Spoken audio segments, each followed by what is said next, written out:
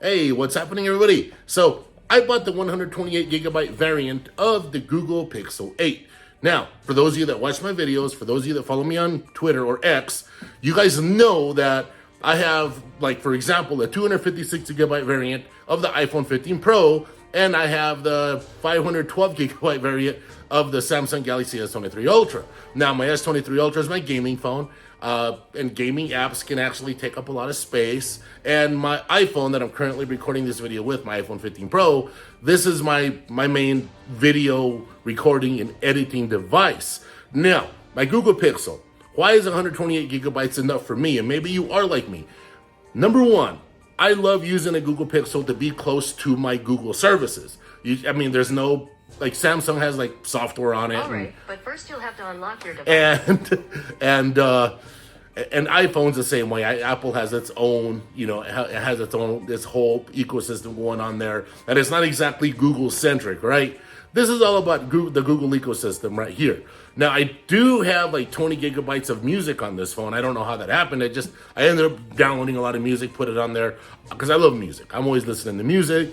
And whenever you're Bluetoothing music from your Pixel 8 to your vehicle or to a stereo, it sounds good. To me, it sounds better than the Pixel 7, and the speakers on this Pixel 8 are better than the speakers on the Pixel 7, but that's also a subject for another video.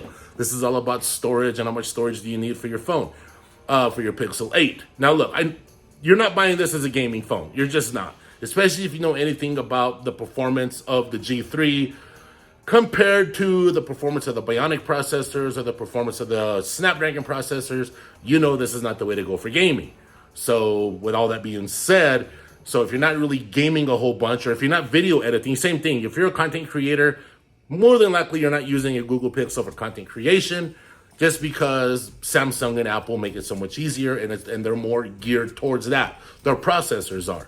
So me personally, I can get away with the 128 gigabyte variant for the Google Pixel because I'm not gaming and I'm not doing content creation on my Google Pixel. If anything, I'm just nerding out in the Google ecosystem and, just keeping track of what's happening in the world of Android, the latest and greatest version of Android.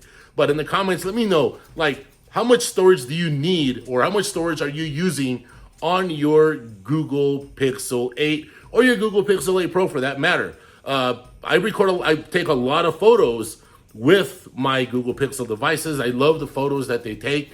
It's just a ton of fun. So anyway, thank all of you for watching, and I will catch all of you in the next one. Take care.